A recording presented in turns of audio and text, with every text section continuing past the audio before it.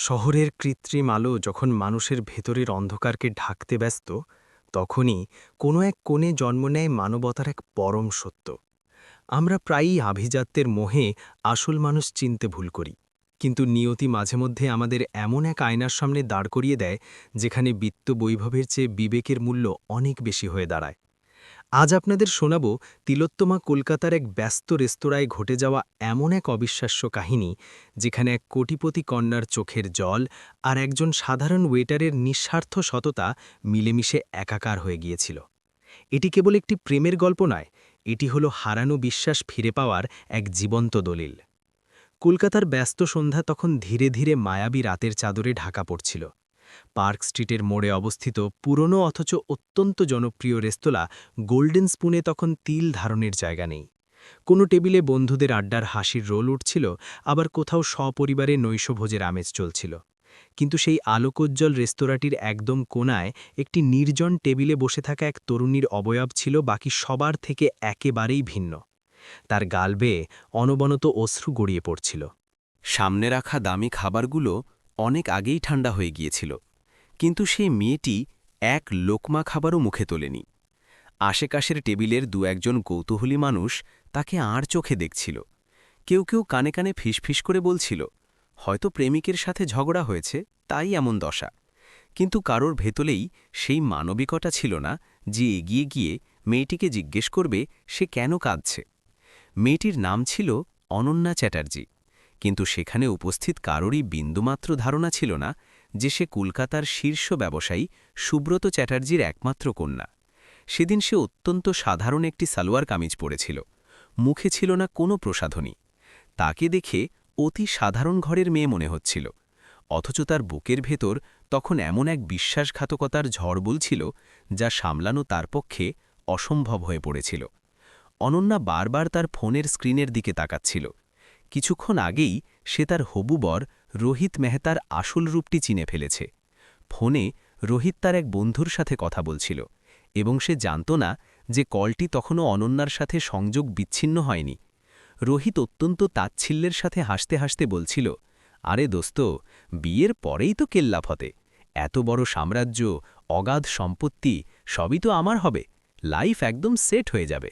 ওপাশ থেকে বন্ধুটি যখন জিজ্ঞেস করল, কিন্তু অনন্যাকে কি তুই ভালোবাসিস না, তখন রোহিতের হাসি আরও বেড়ে গেল। সে উত্তর দিল, ভালোবাসা? আরে ভাই, এত ঐশ্বর্যের সামনে ভালোবাসা খুঁজে বেড়ানো মূর্খামি। সেই মুহূর্তেই অনন্যার সাজানো পৃথিবীটা তাসের ঘরের মতো ভেঙে পড়ল। যে মানুষটিকে সে নিজের ধ্রুবতারা ঘেপেছিল, সে কেবল তার বাবার সম্পদের জন্যই তাকে অভিনয়ের জালে আটকে রেখেছিল। ব্যথায় কাতর অনন্যা ঘণ্টার পর ঘণ্টা শহরের রাস্তায় উদ্দেশ্যহীনভাবে ঘুরে বেরিয়েছিল। সে বুঝতে পারছিল না কোথায় গেলে শান্তি পাবে। অবশেষে ক্লান্ত দেহে সে এই রেস্তোরাঁয় এসে বসেছিল, কিন্তু এখানে আসার পরও তার চোখের বাঁধমানা কান্না থামছিল না। ঠিক সেই সময় রেস্তোরাঁয় কর্মরত ওয়েটার আকাশ রায় ট্রেতে করে খাবার নিয়ে ব্যস্ততার সাথে এক টেবিল থেকে অন্য টেবিলে যাচ্ছিল। আকাশ ছিল ২৫ বছর বয়সী এক সাধারণ যুবক। তার চেহারায় এক ধরনের অদ্ভুত সারল্য আর চোখে সততার উজ্জ্বল আভা স্পষ্ট দেখা যাচ্ছিল। সে প্রতিটি টেবিলে গিয়ে সহাস্য মুখে খদ্দেরদের জিজ্ঞেস করছিল, স্যার, আপনাদের আর কিছু লাগবে? ম্যাম, খাবার কেমন হয়েছে জানাবেন কিন্তু যখনই তার দৃষ্টি সেই কোণার টেবিলে একা বসে থাকা অনন্যার ওপর পড়ল, সে থমকে দাঁড়াল। মেয়েটি বিরামহীনভাবে কাঁদছিল এবং সামনে রাখা খাবারগুলো অস্পৃশ্য অবস্থায় পড়েছিল। প্রথমে আকাশ ভাবল হয়তো সে কারোর জন্য অপেক্ষা করছে, কিন্তু দীর্ঘ সময় পার হয়ে যাবার পরও মেয়েটির কান্না থামল না। আকাশের মনটা ছটফট করতে লাগল। সে কাউন্টারে বিল বানাতে ব্যস্ত ম্যানেজারের দিকে একবার তাকাল, তারপর ধীর পায়ে সেই টেবিলটির কাছে গিয়ে দাঁড়াল। অনন্যা তড়িঘড়ি করে চোখের জল মোছার চেষ্টা করল, কিন্তু তার সজল চোখ গোপন করার সাধ্য ছিল না। আকাশ অত্যন্ত নরম গলায় বলল, ম্যাম, খাবার তো একদম বরফ হয়ে গেছে, আপনি অনুমতি দিলে আমি এগুলো পাল্টে নতুন করে গরম খাবার নিয়ে আসি। অনন্যা বিষণ্নভাবে মাথা নেড়ে ক্ষীণ স্বরে বলল, না থাক, লাগবে না। তার কণ্ঠস্বর এতটাই দুর্বল ও ভাঙা ছিল যে আকাশ সাথে সাথে বুঝে গেল সমস্যাটা খাবারের নয়, বরং মনির গহীনের। আকাশ কয়েক মুহূর্ত সেখানে নিশ্চুপ দাঁড়িয়ে রইল, তারপর সাহস সঞ্চয় করে বলল, আপনি যদি কিছু মনে না করেন, তবে কি আমি জানতে পারি সব ঠিক আছে কিনা? এই সামান্য সহমর্মিতাটুকুই যেন অনন্যার ধৈর্যের বাঁধ ভেঙে দিল। সে আবার ফুপিয়ে কাঁদতে শুরু করল। কিছুক্ষণ চুপ থাকার পর সে অতি কষ্টে বলল, হ্যাঁ, সব ঠিক আছে। কিন্তু সেই টলটলে চোখের ভাষায় এমন এক হাহাকার ছিল যা আকাশের মতো সংবেদনশীল মানুষের চোখ এড়াল না। আকাশ একটি চেয়ারের দিকে ইঙ্গিত করে অত্যন্ত বিনয়ের সাথে বলল, আপনি চাইলে কিছুক্ষণ কথা বলতে পারেন আমার সাথে। বিশ্বাস করুন, মাঝে মাঝে অচেনা কারো কাছে মনের কথা বললে মনটা অনেক হালকা হয়ে যায়। অনন্যা এই প্রথমবার আকাশের দিকে তীক্ষ্ণ নজরে তাকাল। তার সামনে দাঁড়িয়ে আছে এক অতি সাধারণ ওয়েটার, কিন্তু তার চোখে না ছিল কোনো কুৎসিত কৌতূহল, না ছিল কোনো বিদ্রূপের হাসি। সেখানে ছিল কেবল অকৃত্রিম উদ্বেগ। হয়তো কয়েক ঘণ্টা ধরে অনন্যা ঠিক এই মানুষটিকেই খুঁজছিল, যে তাকে তার পরিচয় না জেনেও আপন করে কথা বলবে। অনন্যা ধীর গলায় প্রশ্ন করল, আপনার কি কখনো এমন মনে হয়েছে যে পৃথিবীর সবচেয়ে বিশ্বস্ত মানুষটি আপনাকে সবচেয়ে বড় ধোঁকাটা দিয়ে দিল? আকাশ কিছুক্ষণ মৌন থাকল, তারপর অত্যন্ত গম্ভীর হয়ে বলল, হ্যাঁ ম্যাম, জীবনে এমন অনাকাঙ্ক্ষিত ঘটনা অনেকবারই ঘটে। অনন্যার কণ্ঠস্বর তখন কাঁপছিল। সে বলল, কিন্তু যখন সেই বিশ্বাসটা ভেঙে যায় তখন মনে হয় যেন পায়ের তলার মাটি সরে গেছে, সব শেষ হয়ে গেছে। রেস্তোরাঁর চারপাশের হৈহুল্লোড়ের মাঝে সেই নিভৃত টেবিলটি যেন এক নিঃসঙ্গ দ্বীপে পরিণত হল। আকাশ কোনো প্রশ্ন না করে শুধু শান্তভাবে তার কথাগুলো শুনতে লাগল। অনন্যা ধীরে ধীরে তার জীবনের সেই ভয়াবহ সত্যটি প্রকাশ করতে শুরু করল। সে জানালো কিভাবে সে রোহিতকে উজাড় করে ভালোবেসেছিল, কিভাবে তাদের বিয়ের দিনক্ষণ ঠিক হয়েছিল, এবং কিভাবে আজ এক নিমেষে সে জানতে পারল যে রোহিত কেবল তার সম্পত্তির লোভে এই অভিনয়ের নাটক সাজিয়েছিল। কথাগুলো বলতে বলতে অনন্যার চোখ দিয়ে আবার নোনা জল গড়িয়ে পড়ল। সে আক্ষেপ করে বলল, আমি স্বপ্নেও ভাবিনি মানুষ এতটা নীচ হতে পারে। আকাশ কিছুক্ষণ নিশ্চুপ থেকে খুব ধীরস্থিরভাবে বলল, ম্যাম, ধোঁকাবাজ মানুষরা আমাদের জীবনে ঝড়ের মতো আসে ঠিকই, কিন্তু তারা আমাদের গন্তব্য নয়। অনন্যা কিছুটা অবাক হয়ে আকাশের দিকে তাকাল। আকাশ আরও বলল, মাঝে মাঝে ঈশ্বর আমাদের ভুল মানুষদের সাথে এ কারণেই পরিচয় করিয়ে দেন, যাতে আমরা ভবিষ্যতে সঠিক মানুষের প্রকৃত মূল্য বুঝতে পারি। অনন্যা আকাশের এই গভীর দর্শন শুনে কয়েক মুহূর্ত স্তব্ধ হয়ে বসে রইল। ঠিক সেই মুহূর্তে রেস্তোরাঁর বাইরে হঠাৎ একটি কালো রঙের বিশাল ল্যান্ড রোভার এসে দাঁড়াল। মুহূর্তের মধ্যে দুজন দীর্ঘদেহী লোক দ্রুত ভেতরে প্রবেশ করল। তাদের চোখ দুটো পুরো রেস্তোরাঁয় কাউকে হন্যে হয়ে খুঁজছিল। হঠাৎ তাদের একজনের নজর কোনার টেবিলে বসা অনন্যার ওপর পড়ল।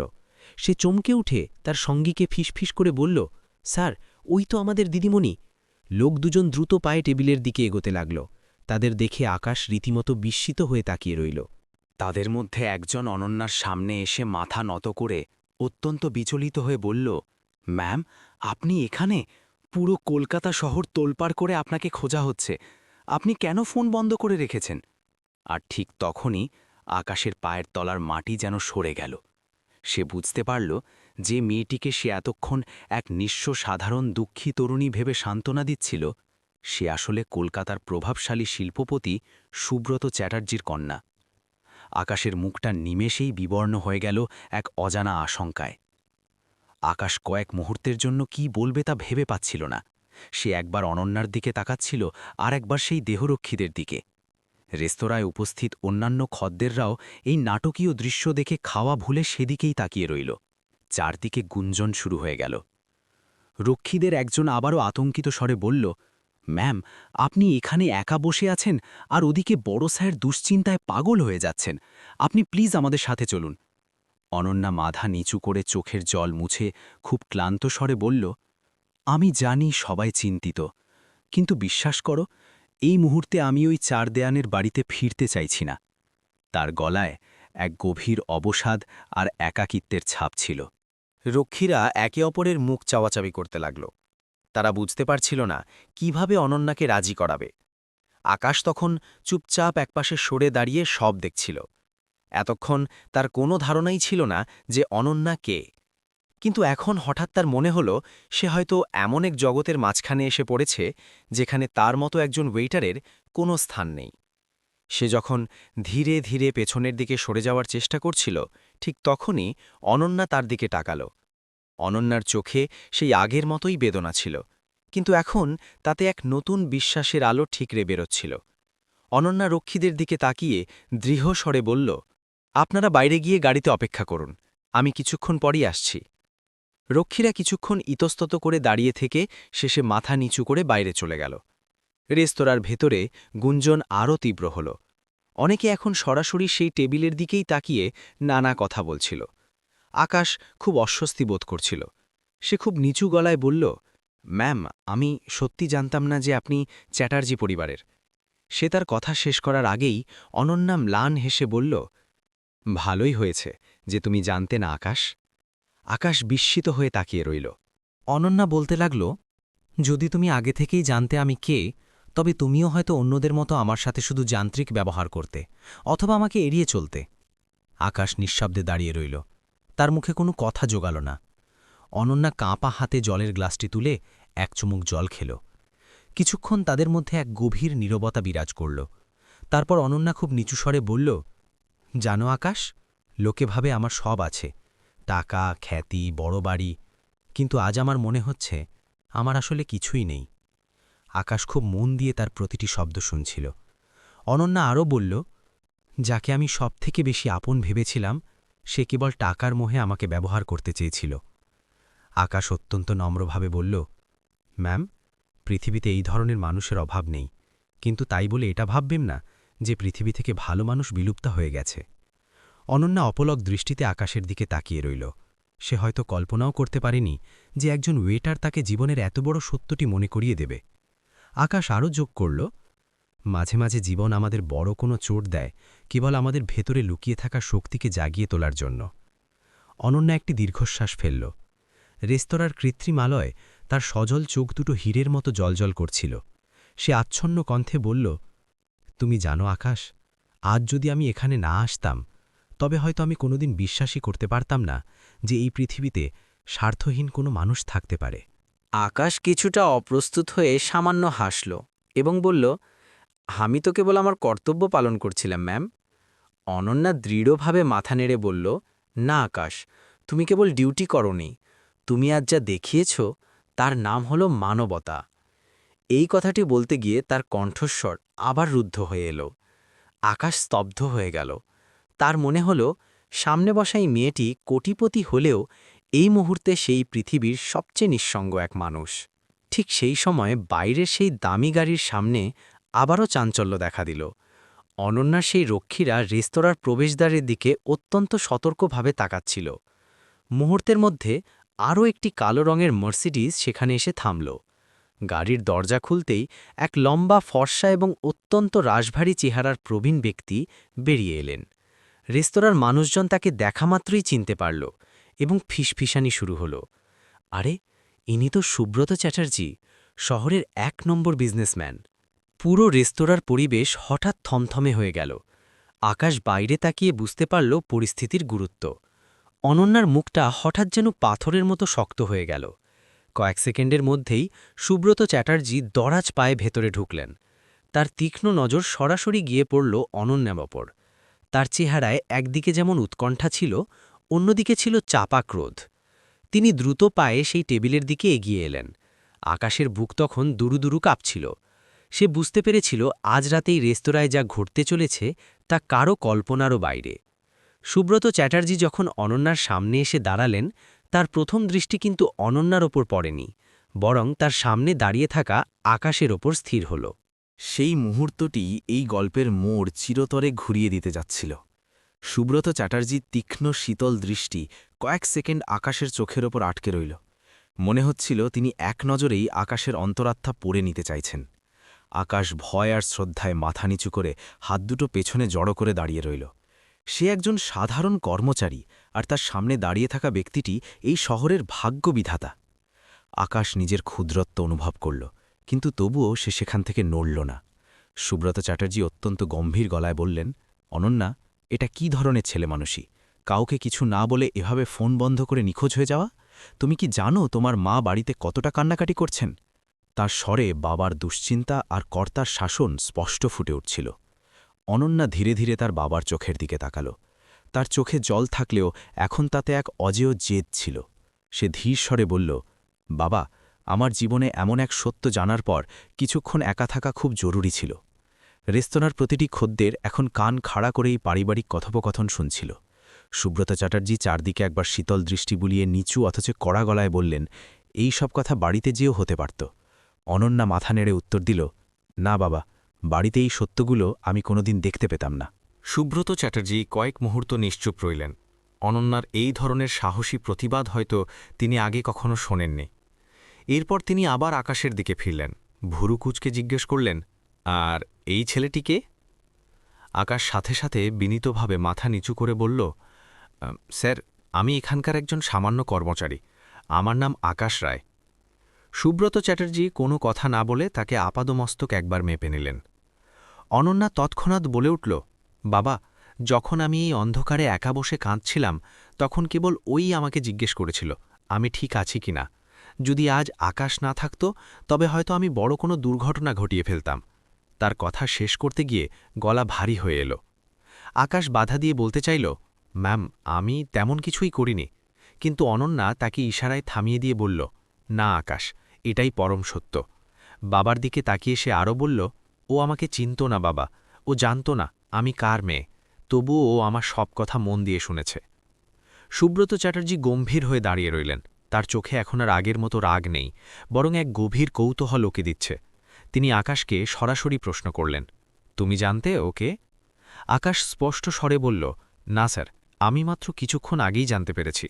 তার কণ্ঠে কোনো আড়ষ্ঠতা বা মিথ্যা ছিল না।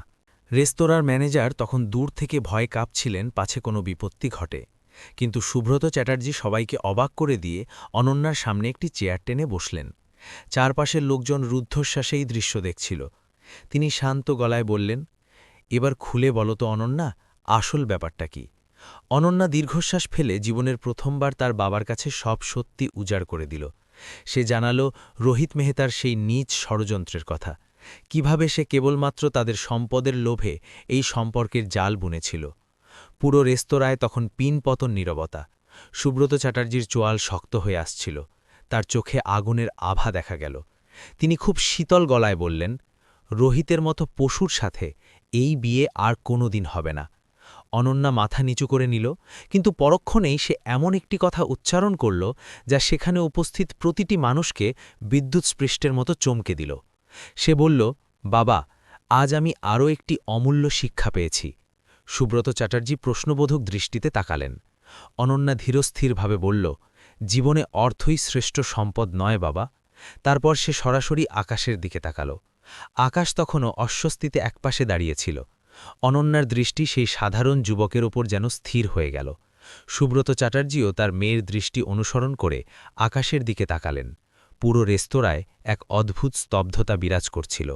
অনন্যা তার বাবার দিকে ফিরে অত্যন্ত পরিষ্কার গলায় ঘোষণা করল, বাবা, আজ আমি জীবনের ধ্রুব সত্যটি চিনেছি। সততা আর মানবতা যে কত বড় সম্পদ হতে পারে তা আমি আকাশের মাঝে দেখেছি। সুব্রত চ্যাটার্জি কিছুটা অবাক হয়ে জিজ্ঞেস করলেন, অনন্যা, তুমি ঠিক কি বলতে চাইছ? অনন্যা চেয়ার ছেড়ে উঠে সরাসরি আকাশের সামনে গিয়ে দাঁড়াল। সবার চোখ এখন কেবল তাদের ওপর। অনন্যা আকাশের চোখের দিকে তাকিয়ে তার বাবার উদ্দেশ্যে বলল, বাবা, আপনিই তো শিখিয়েছিলেন মানুষের বংশমর্যাদার চেয়ে তার চরিত্র বড়। আজ যখন আমি সেই স্বচ্ছ চরিত্রের মানুষটিকে পেয়েছি, তখন কি আপনি আমাকে বাধা দেবেন? বাবা, আমি যদি জীবনে কখনো কাউকে জীবনসঙ্গী হিসেবে বেছে নিই, তবে সে হবে এই আকাশ। আর এই কথাটি শোনা মাত্রই পুরো গোল্ডেন স্পুন রেস্তোরাঁয় যেন এক মুহূর্তের জন্য সময় থমকে গেল। কেউ কল্পনাও করতে পারেনি যে অনন্যা চ্যাটার্জি এত বড় এক বৈপ্লবিক সিদ্ধান্ত সবার সামনে নিয়ে নেবে। আর সুব্রত চ্যাটার্জির মুখচ্ছবিতে যে অভিব্যক্তি ফুটে উঠল তা দেখে আকাশের হৃৎপিণ্ডের স্পন্দন কয়েক গুণ বেড়ে গেল। রেস্তোরাঁর প্রতিটি টেবিলে বসা মানুষগুলো মূর্তির মতো স্থির হয়ে গিয়েছিল। কারো হাতে কাঁটা চামচ আটকে আছে, কেউ গ্লাস ঠোঁটে ঠেকিয়ে বিস্ময়ে বিমূঢ়। সবার নজর কেবল সেই তিনজনের ওপর। আকাশ নিজেও বিশ্বাস করতে পারছিল না সে যা শুনছে তা বাস্তব নাকি কোনো মায়া। সুব্রত চ্যাটার্জি কয়েক সেকেন্ড একদম পাথরের মতো নিশ্চল হয়ে দাঁড়িয়ে রইলেন। তার চোখে প্রথমে চরম বিস্ময় এবং পরে এক ধরনের কাঠিন্য ফুটে উঠল। তিনি গর্জনের স্বরে বললেন, অনন্যা, তুমি কি বুঝতে পারছ তুমি এই মুহূর্তে কি বলছ? তোমার কি হিতাহিত জ্ঞান লোপ পেয়েছে? তার কণ্ঠের তীব্রতায় আশেপাশের অনেকেই ভয়ে কুঁকড়ে গেল। অনন্যা কিন্তু এক তিলও বিচলিত হল না। সে বাবার চোখের দিকে সোজা তাকিয়ে শান্ত অথচ অটল স্বরে বলল, হ্যাঁ বাবা, আমি সম্পূর্ণ সচেতনভাবেই এই কথা বলছি। আকাশ তখন ঘামে ভিজছে। সে আতঙ্কিত হয়ে দ্রুত বলল, না স্যার, প্লিজ আপনি ভুল বুঝবেন না। ম্যাম এই মুহূর্তে প্রচণ্ড আবেগপ্রবণ হয়ে পড়েছেন। আমি তো এখানে কেবল একজন নগণ্য কর্মী। তার গলায় অসহায়ত্ব ঝরে পড়ছিল। সে অনন্যা আর সুব্রত চ্যাটার্জির মাঝে এই অনাকাঙ্ক্ষিত পরিস্থিতি দেখে নিজেকে অপরাধী মনে করছিল। কিন্তু অনন্যা তাকে থামিয়ে দিয়ে ধীর স্বরে বলল, আকাশ, তুমি চুপ করো। বাবার দিকে ফিরে সে আবার বলল, বাবা, আপনি সবসময় বলতেন মানুষের আসল পরিচয় তার কর্মে ও মনে। আজ যখন আমি সেই শুদ্ধ মনের সন্ধান পেলাম, তখন কেন আপনি আমাদের আভিজাত্যের দোহাই দিচ্ছেন? সুব্রত চ্যাটার্জির মুখমণ্ডল আরও গম্ভীর হয়ে গেল। তিনি দীর্ঘশ্বাস ফেলে বললেন, অনন্যা, প্রশ্ন কেবল চরিত্রের নয়, প্রশ্ন আমাদের পারিবারিক মর্যাদা ও ঐতিহ্যের। তুমি বুঝতে পারছ না তোমাদের জীবনযাত্রার আকাশ-পাতাল পার্থক্যের কথা। অনন্যার চোখে অশ্রু চিকচিক করে উঠল, কিন্তু তার কণ্ঠস্বর আজ বজ্রের মতো কঠিন। সে বলল, বাবা, যে সম্মানের খাতিরে আমাদের এক প্রতারককে মেনে নিতে হয়, সেই সম্মানের চেয়ে এই সৎ সাধারণ জীবন অনেক বেশি দামি। রেস্তোরাঁর সবাই তখন যেন এক টান টান উত্তেজনার সিনেমার ক্লাইম্যাক্স দেখছিল। আকাশ ধীরে ধীরে নিজেকে সামলে নিয়ে বলল, স্যার, সত্যি বলতে আমি এই বিশাল প্রাপ্তির যোগ্য নই। আমি এক অতি সাধারণ পরিবারের সন্তান। আমার বিধবা মা এক জীর্ণ ঘরে আমার অপেক্ষায় থাকেন। ম্যাম খুব ভালো মনের মানুষ, কিন্তু আমাদের জগৎটা সম্পূর্ণ আলাদা। আমি কখনোই চাইব না আমার জন্য তার উজ্জ্বল ভবিষ্যতে কোনো কালিমা লিপ্ত হোক। তার এই অকপট স্বীকারোক্তি আর বিনয় সবাইকে স্তব্ধ করে দিল। অনন্যা সাথে সাথে বলল, দেখেছেন বাবা, এটাই হলো প্রকৃত মানুষের পরিচয়। যে আমাকে বিয়ে করতে চেয়েছিল, সে আমার বাবার সম্পত্তির লোভে অন্ধ ছিল, আর এই মানুষটি আজ আমার যোগ্য হতেও ভয় পাচ্ছে। তার গলায় আকাশের প্রতি এক গভীর শ্রদ্ধা আর গর্ব ফুটে উঠছিল। সুব্রত চ্যাটার্জি দীর্ঘক্ষণ দুজনের দিকে তাকিয়ে রইলেন। তার চোখের কঠোরতা ধীরে ধীরে ফিকে হয়ে এক গভীর চিন্তার ছায়া নামল। তিনি আকাশকে তীক্ষ্ণ স্বরে জিজ্ঞেস করলেন, যদি তুমি জানতে ও আমার মেয়ে, তবে কি তুমি সাহস করতে ওর সাথে এভাবে কথা বলার? আকাশ বিন্দুমাত্র দেরি না করে উত্তর দিল, না স্যার, হয়তো সম্ভ্রমের কারণে আমি এতটা কাছে যেতে পারতাম না, কিন্তু কোনো ব্যথিত মানুষকে কাঁদতে দেখলে আমার বিবেক আমাকে চুপ থাকতে দিত না। আকাশের এই সরল সত্যটি সুব্রত চ্যাটার্জির হৃদয় স্পর্শ করল। তিনি প্রথমবারের মতো আকাশের চোখে কোনো চাতুর্য বা লোভের লেশমাত্র পেলেন না। অনন্যা নিঃশব্দে তার বাবার চূড়ান্ত সিদ্ধান্তের অপেক্ষায় রইল। অনন্যা আবার বলল, বাবা, আমি জানি আপনি আমার মঙ্গল চান, কিন্তু আজ যদি আমি আপনার আভিজাত্যের দোহাই মেনে বাড়িতে ফিরে যাই, তবে আমি ভেতর থেকে মরে যাব। আজ প্রথমবার কেউ আমাকে আমার টাকা ছাড়াই ভালোবাসতে পেরেছে। পুরো রেস্তোরাঁ তখন শ্মশানের মতো নিস্তব্ধ। সুব্রত চ্যাটার্জি ধীরে ধীরে জানালার কাছে গিয়ে দাঁড়ালেন। বাইরের রাতের কলকাতার দিকে তাকিয়ে তিনি নিজের ভেতরের দ্বন্দ্বের অবসান খুঁজছিলেন। কিছুক্ষণ পর তিনি ফিরে এলেন। তার মুখ এখন শান্ত, ক্রোধহীন। তিনি ধীর পায়ে আকাশের কাছে এগিয়ে এলেন। আকাশ সোজা হয়ে দাঁড়াল। জি স্যার। সুব্রত চ্যাটার্জি কয়েক সেকেন্ড আকাশের দিকে তাকিয়ে থেকে বললেন, আকাশ, তোমার সবচেয়ে বড় সম্পদ হল তোমার নিজের অস্তিত্ব নিয়ে কোনো হীনমন্যতা নেই, আর তোমার সবচেয়ে বড় সততা হল তুমি সুযোগ পেয়েও আমার মেয়েকে মোহিত করার চেষ্টা করনি। আকাশ বাক্যহারা হয়ে রইল। সুব্রত চ্যাটার্জি এবার অনন্যার দিকে ফিরলেন। তার কণ্ঠস্বর এখন বাবার স্নেহে আর্দ্র। অনন্যা, যদি তোমার সিদ্ধান্ত এতটাই অবিচল হয়, এবং যদি এই ছেলেটি সত্যিই ততটা মহান হয় যতটা তুমি বলছ, তবে তোমার সুখের পথে বাধা দেওয়ার স্পর্ধা আমার নেই। এই কথাটি শোনার পর অনন্যার চোখের জল আর বাঁধ মানল না, তবে এই জল ছিল সীমাহীন আনন্দের। আকাশ তখনও মূর্তির মতো দাঁড়িয়েছিল। সে বিশ্বাস করতে পারছিল না তার ভাগ্যের এই অবিশ্বাস্য পরিবর্তন। সুব্রত চ্যাটার্জি আকাশের কাঁধে হাত রেখে সগৌরবে বললেন, আজ থেকে তুমি কেবল এই রেস্তোরাঁর একজন কর্মী নও। আজ থেকে তুমি সেই মানুষ যে আমার হারিয়ে যাওয়া মেয়েকে এবং আমার মূল্যবোধকে নতুন করে প্রাণ দিয়েছ। ঠিক সেই মুহূর্তেই পুরো রেস্তোরাঁ করতালিতে ফেটে পড়ল। সেই রাতে পার্ক স্ট্রিটের গোল্ডেন স্পুন রেস্তোরাঁয় কেবল এক কোটিপতি কন্যার কান্নাই থামেনি, বরং সেখানে উপস্থিত প্রতিটি মানুষ অনুভব করেছিল যে এই পৃথিবীতে এখনও নিখাদ ভালোবাসা আর সততা বেঁচে আছে। সেই রাতে কেবল একটি বিয়ের প্রতিশ্রুতি হয়নি, বরং এটি প্রমাণিত হয়েছিল যে মানবতাই আসলে পৃথিবীর শ্রেষ্ঠ আভিজাত্য। বন্ধুরা, মাঝে মাঝে জীবন আমাদের অঢেল অর্থ দিয়েও নিঃস্ব করে দেয়, আবার কখনো কোনো এক সত্য মানুষের ছোঁয়া আমাদের সব শূন্যতা পূর্ণ করে দেয়। এই গল্পটি আমাদের মনে করিয়ে দেয় যে মানুষের প্রকৃত পরিচয় তার অর্থ নয়, বরং তার মন ও সততা।